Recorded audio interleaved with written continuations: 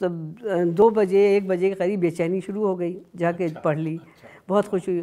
جب ظہر کی پڑھ لی تو کہا عصر کی پڑھنے کی توفیق عطا کر۔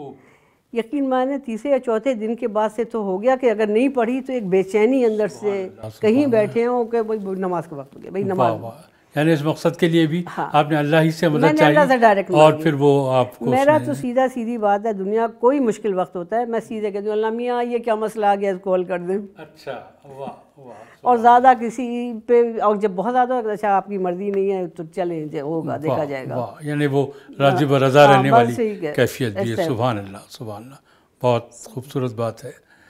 اچھا، آپ بہن نظم کہتی ہیں؟ جی بالکل۔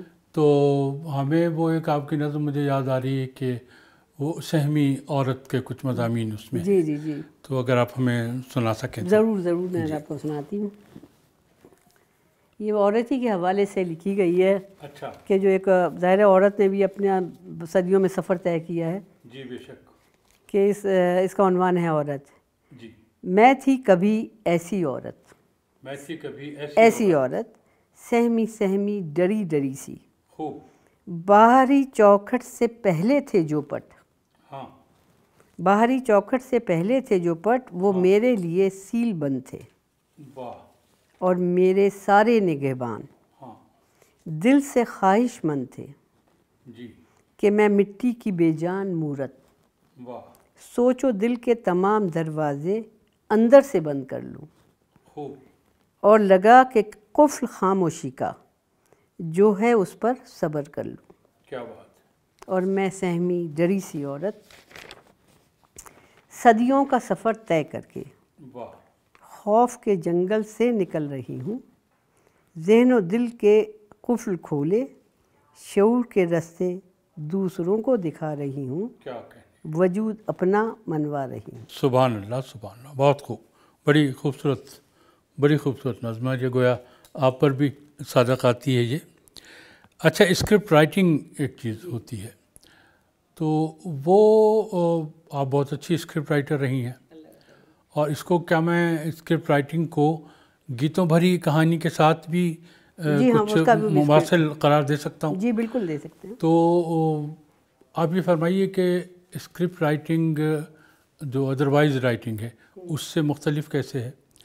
اور گیتوں بھری کہانی میں تو ہم بھی سنتے رہے ہیں اپنی جوانی میں کہ وہ گیت ایڈ کرتے تھے اس کہانی کے ساتھ، وہ بھی آپ لکھتے رہے؟ جی ہاں، وہ میں نے پی ٹی وی سے جتنے بھی آئے نا یہ گیتوں بھری کہانیاں، وہ سب میں نے اس کے اسکرپٹ لکھے ہیں۔ اچھا، ہاں، اس میں عموماً ایک میل اینکر اور ایک فیمیل ہوتی تھی، تو کوئی بھی فلم لے کر کے نا اس کی پوری کہانی کو آپس میں گفتگو کے ساتھ کہ بھائی اس کو جیسے کوئی کردار ہے کہ یہاں پہ ہیرو کو کیا ضرورت تھی کہ وہ یہ کرتا، تو وہ دوسری وہ کہتی تھی کہ وہی وجہ یہ تھی، پھر وہ وجہ تھوڑا بتا دی تھی، پھر کہانی آگے چلی، پھر وہ گانا آ گیا۔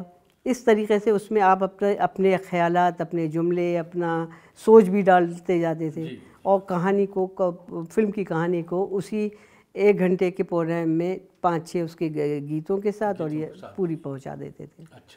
اچھا، جو اسکرپٹ رائٹنگ ہے اس سے گیتوں بھری کہانی سے ہٹ کے، تو وہ ڈراموں وغیرہ کی ضرورت ہوتی ہے؟ دیکھیں، اسکرپٹ رائٹنگ کسی بھی چیز کا اسکرپٹ ہو سکتا ہے، جیسے اب قائد اعظم پہ کا خاص دن ہے، اب ہاں اس کا پورا کہ آج یہ پروگرام ہوگا تو اس میں قائد اعظم کے حوالے سے جو ان کی خاص اس موقع کے حوالے سے کوئی بات ہے، یا جیسے ان کی پیدائش یا ان کی جدوجہد کے حوالے سے کہ کب انہوں نے کیا، تو وہ اینکر وہ ساتھ ساتھ جو کچھ بولتا ہے وہ سب لکھا ہوا ہوتا ہے۔ اس کے لیے ریسرچ بھی چاہیے، اس کے لیے الٹی سیدھی نہیں، آپ کی پوری اس میں قابلیت، اس موضوع سے متعلق آپ کو پورا علم ہونا چاہیے۔ بالکل۔ اچھا، یہ ہمارے بعض اداکار جو ہیں جی وہ آؤٹ آف اسکرپٹ بھی مقابلے بولا کرتے تھے، جیسے لہری صاحب جی بالکل، تو ظاہر ہے اس کے لیے بھی ایک یعنی غیر معمولی لیاقت چاہیے، اور بھی کچھ لوگ بولتے ہوں گے، تو لیکن کم ہی شاید ایسے ہوں گے ایکٹرز جو آؤٹ آف اسکرپٹ بولتے تھے اور ریلیونٹ بولتے تھے۔ اس لیے کہ دیکھیں، سب چیزیں، کوئی بھی قابلیت بغیر پڑھے آسمان سے ٹپک کے دماغ میں نہیں آ جاتی، علم حاصل کرنا بہت ضروری ہے اور چیز کو سمجھنا بہت ضروری ہے۔ دیکھیں کلام پاک میں بھی جگہ جگہ اللہ تعالیٰ کہتا ہے کہ اور انسان بڑا بے خبر ہے، وہ غور نہیں کرتا۔ آپ جس چیز پر غور کرنا شروع کریں آپ اس کی ایک ایک پرت نکال لیں گے۔ تو جو پہلے کے جس طرح آپ نے کہا کہ وہ فی البدیہہ، اب جس کو پتہ ہے کہ اس لفظ کا مطلب کیا ہے، اس میں میں دوسرا لفظ کیسے جوڑ سکتا ہوں، وہی یہ کرے گا. اچھا، اب مسئلہ یہ ہو گیا کہ بغیر پڑھے آپ کیا بولیں گے؟ مطلب صرف آپ اس موضوع کو تو چھوڑ ہی دیں کہ جس موضوع پہ پروگرام ہو رہا ہے. بالکل صحیح. اب ان کو وہ، مجھے یاد ہے کہ افتخار عارف صاحب نے بھی ایک دفعہ کہا تھا نا کہ کوئی سوال کرنے کا سلیقہ، تو کسی نے ان سے یہ سوال کیا کہ آپ یہ شاعری کیوں کرتے ہیں؟ اب یہ سوال ہے کوئی؟ تو انہوں نے اس کا جواب دیا، خود ہنس کے بتا رہے تھے کہ میرا دماغ خراب ہے اس لیے کرتا ہوں. تو ہوتا ہے کہ آپ کو شاعری کرنے کا آپ کو شوق کب سے پیدا ہوا، کیا ہے آپ نے کب سے سمجھا کہ میں شاعری بہت اچھی کر سکتا ہوں؟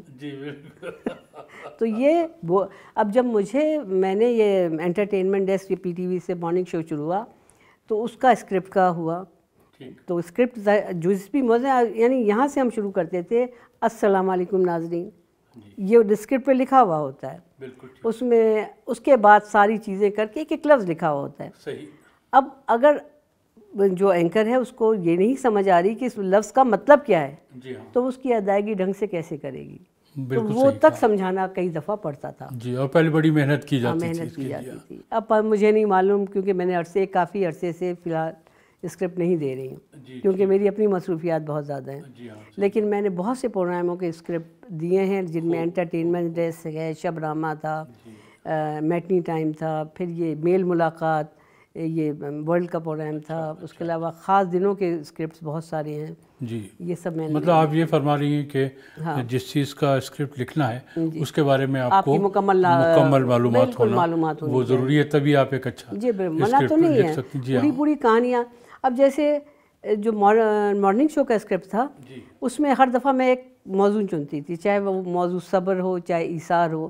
اب ایثار سے پہلے ہمارا دین کیا کہتا ہے، پھر بڑے بڑے لوگوں کا تذکرہ کہ جنہوں نے اپنی قربانیوں سے کیا، تو وہ بیچ بیچ میں آتے ہیں. کسی بڑے شخص کا قول آنا چاہیے، اس طرح کر کے پورے پروگرام کے دوران یہ بیچ بیچ میں یہ آتے تھے. مولانا رومی نے یہ کہا، فلاں نے یہ کہا.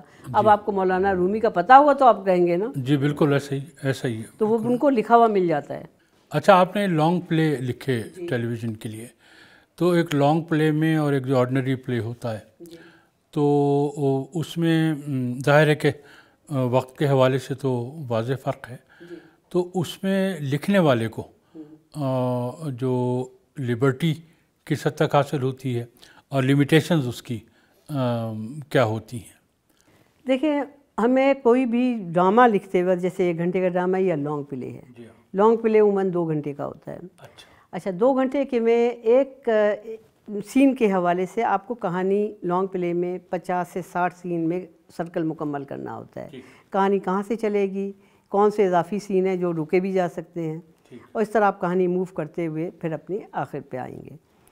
اچھا، اسی طرح دیکھا جائے تو لانگ پلے اور سنگل پلے جو ہے، یعنی جیسے میرا جیسے ہے نا دیے جلنے تک، اس کے اس موضوع کو اسی 1 گھنٹے میں آپ کر کے محیط 25 سے 27 سینوں میں وہ مکمل ہو جائے گا. اب کہانی کو کہاں سے کس طرح موو کرنا ہے، یہ لکھنے والے کو پوری لبرٹی ہوتی ہے. مجھے تو اللہ کا شکر ہے کہ میں نے جب بھی لکھا تو میں نے 99 ٹائم تو میں نے اپنی اوریجنل کہانی ڈیولپ کرنا زیادہ بہتر سمجھتی ہوں اس کے مقابلے کہ میں جائے اسکرپٹ رائٹنگ کروں. مطلب اسکرپٹ کے کسی ناول کو ڈرامائی تشکیل کروں. اچھا، تو جتنے میری اوریجنل کہانی میرے لیے ڈیولپ کرنا کوئی مسئلہ نہیں ہے. میرا ایک ڈرامہ پی ٹی وی سے، لپٹن ہم سفر کو جو تھا، وہ ہم سفر یہ ڈرامہ یہ 2001 میں چلا. یہ سیریل تھا 19 ایپیسوڈ. آپ نے پورا نام کیا فرمایا؟ اس کا ڈرامے کا نام ہم سفر تھا، لیکن چونکہ لپٹن والوں نے اس کو کیا تھا تو لپٹن ہم سفر تھا. رائٹ. تو اس کو 19 ایپیسوڈ تھے، اور اس میں ہمیں چائے کے باغات کو کرنا تھا. اس کی پری مارکیٹنگ جس نے بنایا تھا اس نے کی تھی. اب ظاہر ہے اب مجھے پتا تھا کہ چائے کے باغات کہاں ہیں، لیکن آپ ایک ڈرامے کے اندر آپ کو ایکشن بھی چاہیے، رومانس بھی چاہیے، موضوع کے حساب سے وہ جگہ بھی چاہیے جہاں چائے اگتی ہو. تو چائے کہاں کہاں اگتی ہے، برازیل میں اگتی ہے، وہاں تک جا کے شوٹنگ کرنا بہت مہنگا ہے. تو اچھا، بنگلہ دیش اور پاکستان کی بڑی کہانیاں بن سکتی تھیں. بنگلہ دیش نے سرے سے شوٹنگ کی اجازت نہیں دی. انڈیا سے آپ شوٹنگ نہیں کر سکتے. ہر پھر کے رہ گیا سری لنکا. تو میں نے پھر جو کہانی ڈیولپ کی، اب سری لنکا سے آپ کی جنگ نہیں ہوئی تو ایکشن کہاں سے آیا، دشمنی کس بیس پہ بنے.